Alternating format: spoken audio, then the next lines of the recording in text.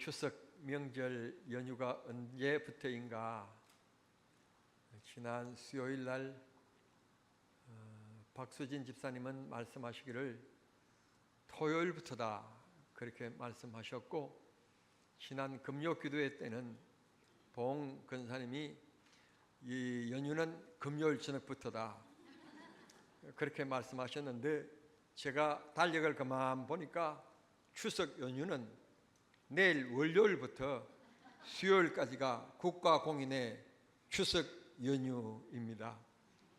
어떻게 됐든지 간에 이 연휴 기간 동안에 많은 분들이 고향을 향하여 가셨고, 오늘 이 예배 참여한 우리 모두에게 한량 없으신 주의 은혜로 풍성케 해주시는 축복의 시간, 은혜의 시간, 주님이 내 마음을 어루만져 주시는 그런 감격의 시간이 될 수 있게 되기를 바랍니다.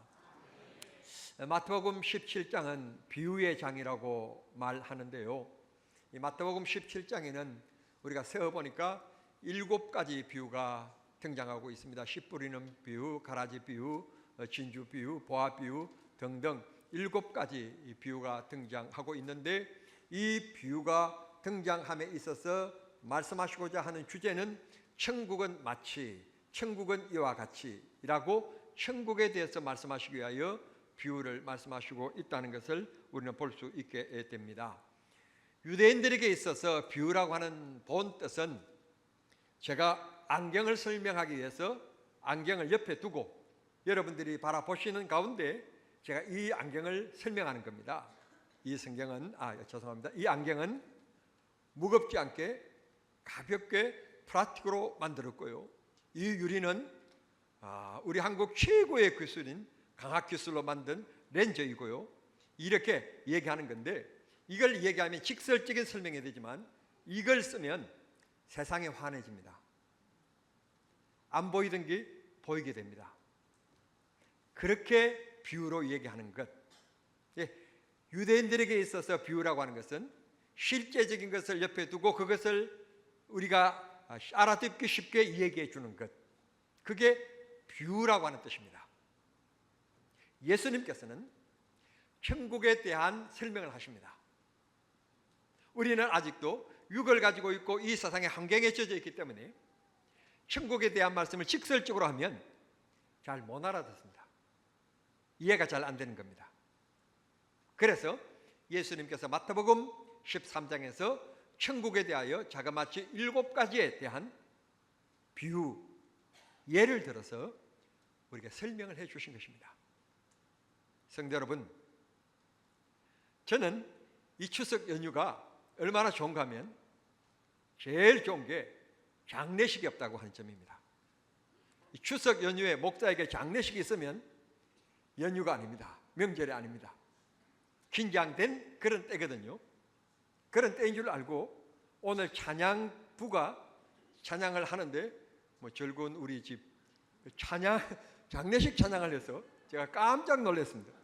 누가 세상을 떠났나? 성도 여러분, 천국에 대한 것, 그건 말이죠, 죽어서 가는 천국도 있지만 이 세상에 우리의 삶 현장 가운데 누리는 기쁨, 즐거움, 그 천국이 있습니다.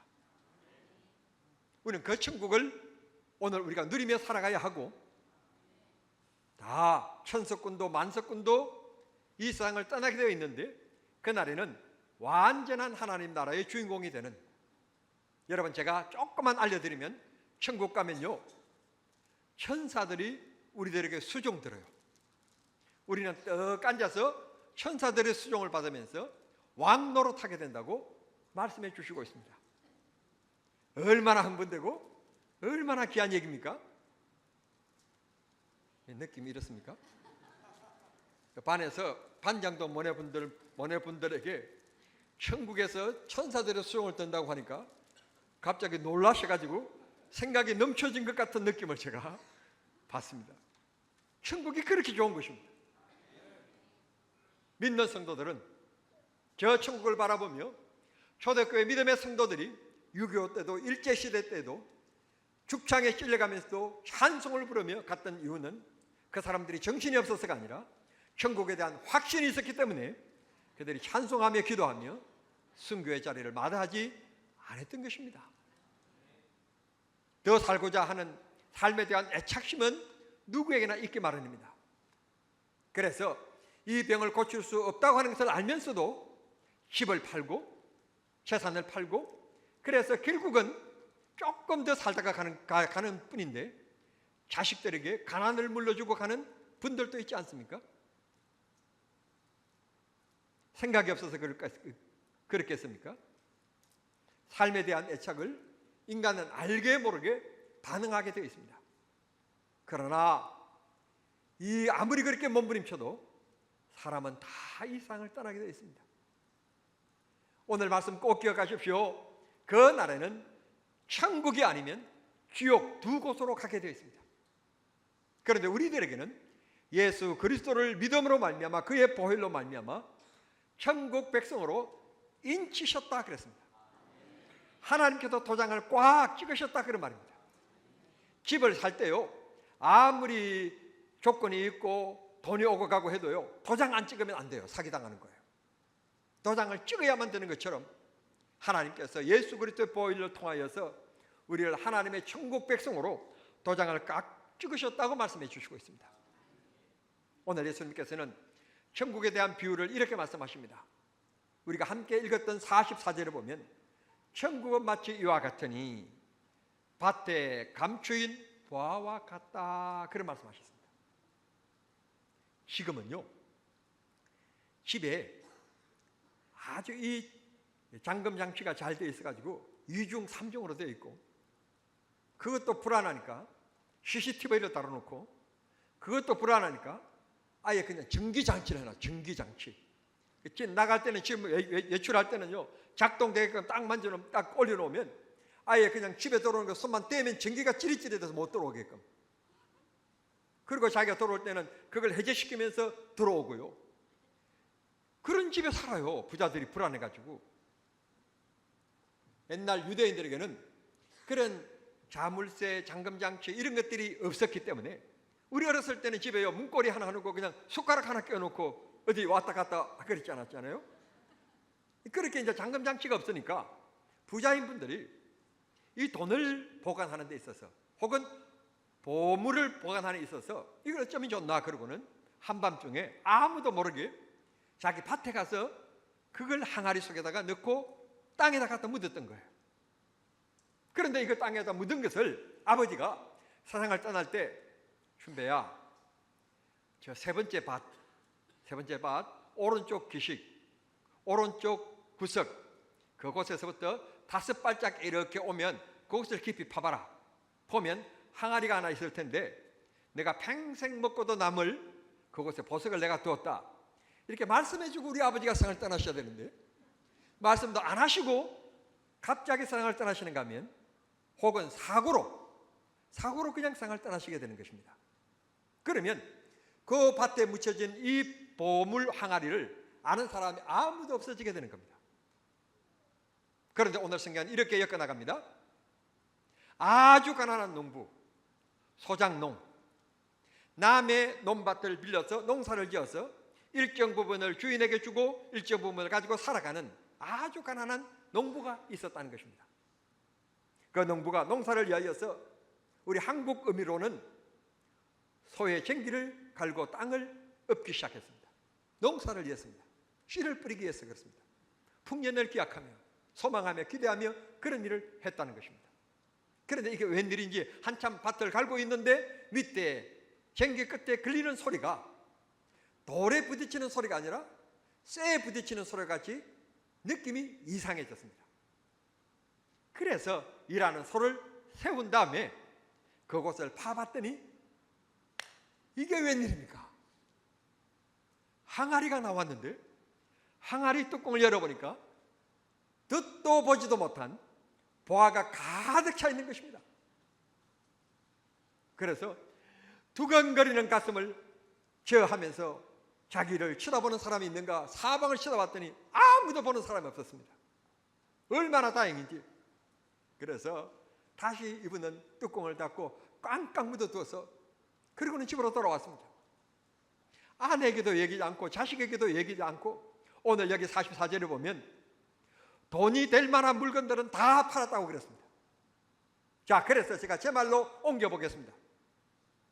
우리 아들이 공부를 잘해가지고 초등학교 졸업할 때 우등생으로 졸업해가지고 그때 받은 영어 사전도 팔고, 아이의 돌반지도 팔고, 우리 꽁꽁 죽을 때까지 머리가 팥불이 되도록 꽁꽁 우리 죽음이 가려올 때까지 우리 잘 삽시다 그러면서 꽁꽁 맺으면서 주고받은 결혼반지도 팔고, 아내가 약간의 우울증이 왔는지 강아지를 너무너무 좋아해가지고 이 사랑스러운 애견도 팔았어요. 알아듣든지 말든지 돈이 될 수 있는 것, 이 밭을 살 수 있는 이 돈을 장만하기 위해서 팔았습니다. 올 겨울에 입을 끄라고 여름철에 세일하는 백화점에 가가지고 산 이 외투도 팔았습니다. 머리가 긴 사람은 미장원에 가서 잘라서 머리도 팔았어요. 이렇게 돈이 될 만한 것은 집안에 있는 모든 물건들을 다 내다가 팔았습니다. 그리고 목돈을 마련했습니다. 주인을 찾아갔습니다.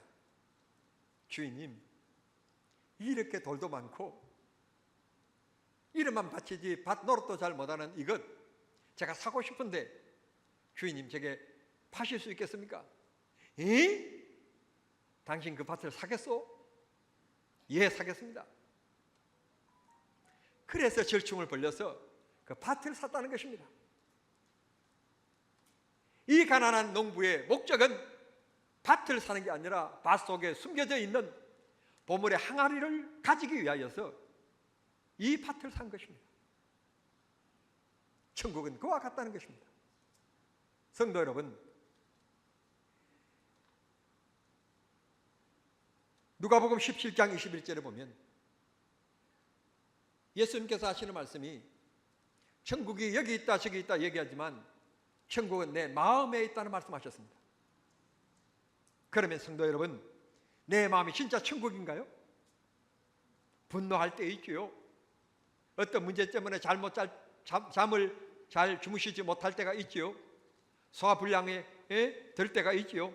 여러 가지 문제가 내 마음속에서부터 일어나는데 어떻게 내 마음이 천국이란 말입니까?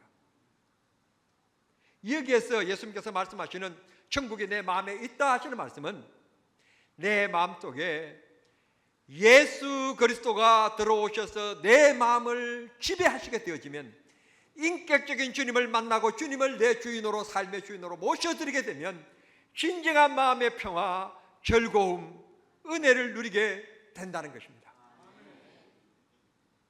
남보다도 많은 보물을 가지고 있고 재물을 가졌어가 아니라 남만큼 많은 걸 가지지 아니해도 예수 그리스도로 말미암아 어떤 문제든지 그분이 해결할 것이며 그분이 인도할 것이며 그분이 함께 하실 것이다.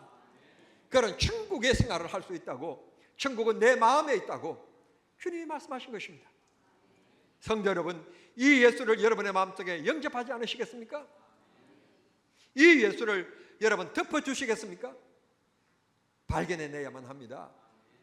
예수를 내 마음속에 구주로 영접하고 주님과 내가 이 세상을 더불어 살아감에 있어서 방해가 되어지는 것이 대간절 무엇입니까? 힘입니까? 친구들입니까? 술입니까? 도박입니까? 무엇입니까? 걷어내야 합니다. 버려야 합니다. 그러면 주님과 인격적인 만남이 되어지고 주님이 내 마음속에 주인으로 오셔서 드디어 세상이 주는 것과 같지 않은 주님 평화를 누릴 수 있게 된다고 요한복음 14장 27절에서 말씀하십니다. 이건 돈으로 얻을 수 없고 건소와 명예로도 얻을 수 없는 주님이 믿음을 통하여 주시는 순수한 아름다운 믿음이라고 말씀합니다.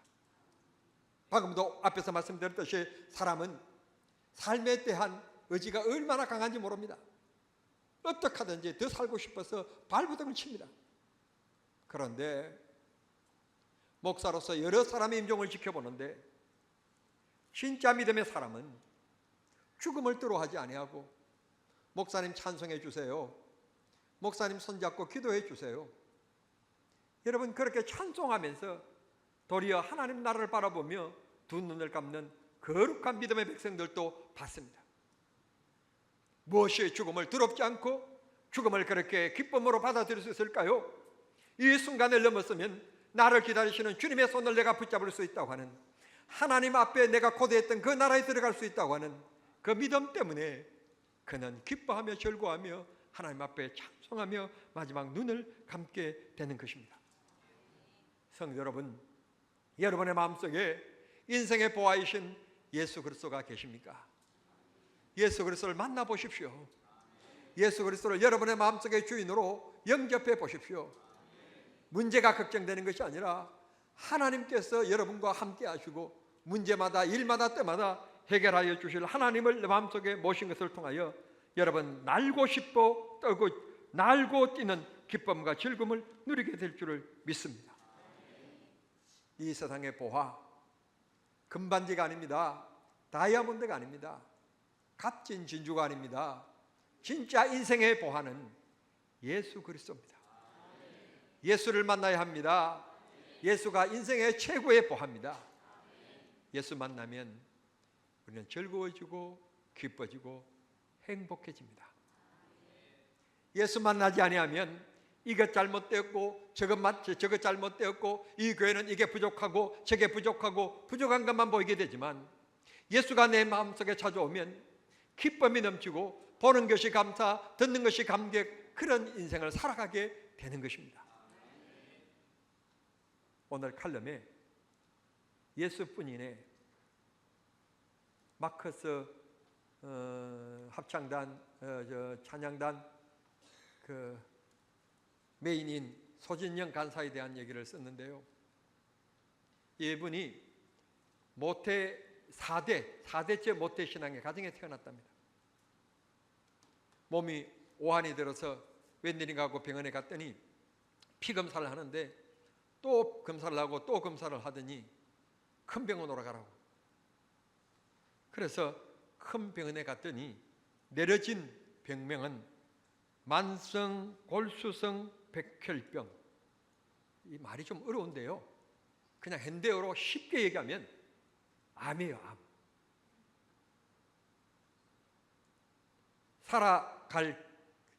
살아날 수 있는 길 하나는 골수이식을 받는 겁니다. 소진영 간사에게는 아직 결혼을 앞두고 있는 오빠가 있었는데 그 오빠가 골수이식을 해 주시겠다고. 그런데 의사가 하는 말이 골수이식을 해 주시는 것은 이제 자유입니다만 한 가지 아실 것은 그 골수이식을 하시고 나서 결혼을 하게 되면 아이를 가질 수가 없습니다. 결국은 오빠는 해주겠다는데 이 소진영 간사가 내 인생 때문에 우리 오빠의 인생까지 무너지면 안 된다. 그래서 골수이식 받는 것을 거절했다는 것입니다. 그런데 이 사실을 다 아는 같은 찬양팀에 있는 남자분이 1년 동안 구애를 하는 겁니다. 아는 것처럼 나는 시한부 인생을 살아가는 사람인데 안 된다. 그런데도 불구하고 짧은 삶이라도 좋으니 우리 부부로 살자. 내가 사랑하는 사람을 만났으니 어떻게 이렇게 놓치면 내가 평생에 후회할 것 같다. 그래서 딴딴딴딴 결혼했대요. 계속해서 항암 치료를 하고 있고 항암 치료를 하니까 아이를 가질 수 없는 겁니다. 결혼하고 나니까 생각이 달라졌습니다. 아이를 가졌으면 좋겠다. 아이가 있었으면 좋겠다. 그래서 그날부터 죽음을 불사하고 이 항암 치료를 중단했다는 겁니다. 중단하고 1년 동안 몸을 잘 추스러서 했는데 진짜 하나님께서 이 가정에 1년 만에 아이를 예쁜 딸을 주셨어요. 예쁜 딸, 정상적인 딸을 주셨어요.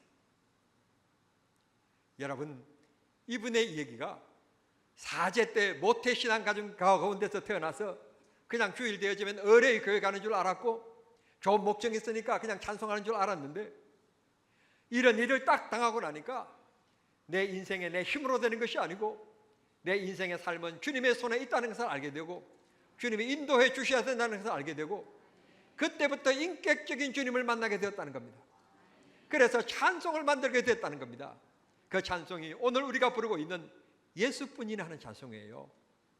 이걸 내가 오늘 목청이 좋으면 그냥 내가 불렀으면 좋겠는데 목청이 안 좋은 관계로 오늘 이 예배 찬양부 빨리 세 분 나와요. 찬양부 세 분 나와서 이 찬송 한번 불러볼게요. 그렇게 만들어진 찬송이래요. 그냥 쉽게 만들어진 찬송이 아니라 생명을 걸고 만드는 찬송이래요. 그러니 어찌 우리가 안 불러볼 수가 있겠습니까? 불러봐야 되지 않겠습니까? 자, 불러봅시다. 반주 방송실 가사 띄워주세요.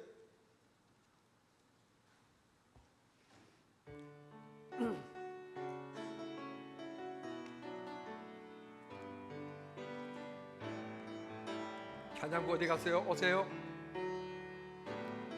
은혜 아니면 살아갈 수가 없네.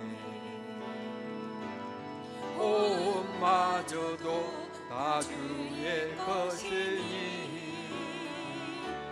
세상 평안과 위로 내게 없어도 예수 오직 예수뿐이네.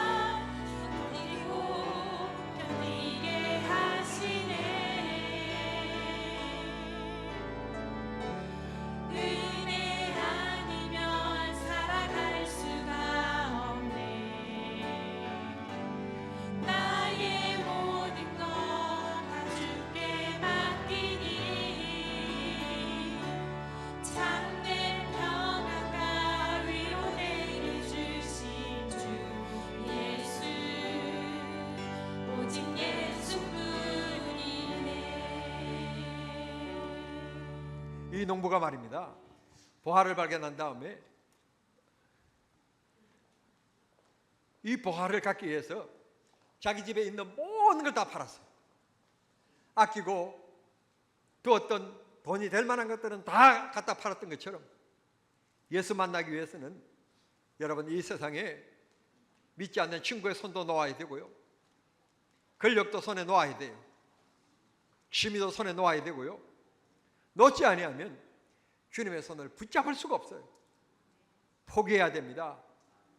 어느 선교사님이 책을 썼던 것처럼 내려놓음입니다. 내려놓지 않고는 주님을 붙잡을 수 없고 주님을 만날 수 없습니다. 예수를 위하여 포기하는 믿음 있게 되기를 바랍니다. 예수님을 만나기 위해서 세상 것을 멀리하는 결단과 결심이 있게 되기를 바랍니다.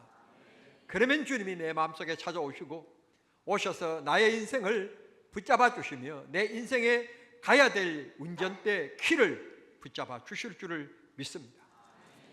예수님께서는 우리들에게 이렇게 말씀합니다. 누구든지 나를 따라오려거든 자기 십자가를 지고 오라. 예수 믿는 길, 예수님을 따라가는 길이 쉬운 길이 아니라는 것입니다. 결단하지 않으면 안 되고 순간순간 눈물 흘릴 일도 있고 이 세상에 모함당하는 일도 있고 예면당하는 일도 있고 따돌림 당하는 일들도 있고 여러 가지 일들이 있지만 그런 것 이겨내지 아니하면 예수님을 만날 수 없다는 것입니다. 이 한 시간 금은 보화 되신 예수님을 만나기 위해서 내려놓음의 결단이 있기를 바라고 붙잡고 계시는 것 손에 놓는 시간이 될 수 있기를 바랍니다. 그러면 이전에 알지 못했던 주님의 기쁨을 우리 마음속에 풍성하게 부어주실 줄을 믿습니다. 예수님이 좋은 걸 어떡합니까? 하는 찬송 그대로입니다. 예수님이 좋으면 세상 것이 시시하게 되어지고 포기하게 됩니다. 그러나 예수님보다도 세상 것이 더 좋아지면 예수님은 바깥에 세워놓게 되고 세상 것을 붙잡고 몸부림치는 어리석은 인생이 되고 마는 것입니다. 우리 모두 이 보화 되신 항아리를 감싸고 있는 돌도 걷어내야 되고 흙도 걷어내야 되고 드디어 뚜껑을 열어야 하며 이 밭을 소유해야 합니다. 이 귀한 주일날 아침에 주님을 소유하는 인생의 보화 되신 주님을 소유하는 우리 성도님들 모두 되시기를 우리 주님 이름으로 축원합니다. 하나님 아버지 감사합니다. 거룩한 주일날 아침 저희들을 부르시고 정말 나를 복되게 만들고 나를 행복하게 만들고 기쁘게 만드는 것이 무엇인지, 내 인생의 보화가 무엇인지 하나님 깨달을 수 있도록 은혜 베푸시니 감사합니다. 고개 숙인 사랑하는 성도님들 한 분 한 분 이 한 시간 어루만져주시고 만져주시며 하나님께서 질병은 떠나가게 하시고 문제들은 해결되게 하시고 연약한 믿음이 오늘 말씀 듣고 내 믿음을 연약하게 만든 것이 무엇인지, 아직도 내 심령으로 예수님을 인격적으로 만나지 못한 분들 주님을 만나는 귀한 시간 되어서 하나님 예수 이름만 들어도 너무 기분 좋고 아버지 춤추고 싶고 너무 즐겁고 행복함을 느끼는 우리 온 성도들이 될 수 있도록 복나리여 주시옵소서. 승리케 하옵소서. 승리케 하옵소서. 예수님의 이름으로 기도하옵나이다. 아멘.